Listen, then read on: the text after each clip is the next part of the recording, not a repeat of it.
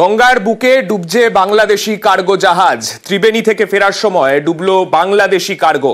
হুগলির বাঁশবেড়িয়ার কাছে গঙ্গায় ডোবে কার্গো জাহাজটি। বিটিপিএস এর ছাইগাদা থেকে ছাই নিয়ে ফেরার সময় দুর্ঘটনা। যারা জাহাজে ছিলেন তাদের দাবি, জাহাজের তলা একটা শব্দ হয় এবং তারপরেই জল ঢুকতে থাকে সেখানে। ছাই খালি করে জাহাজটাকে হালকা করার চেষ্টা হয়, কিন্তু তাতেও খুব একটা লাভ হয়নি।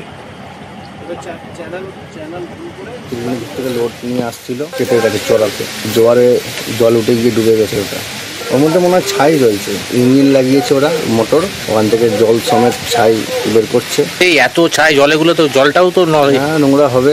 যারা এটা দিয়ে দেখাশোনা করে তারা যদি দেখে জিনিসটা তাহলে ঠিকঠাক থাকবে।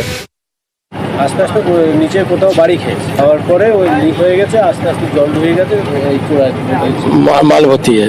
কারো কিছু কোনো ইনজিওর হয়নি তো?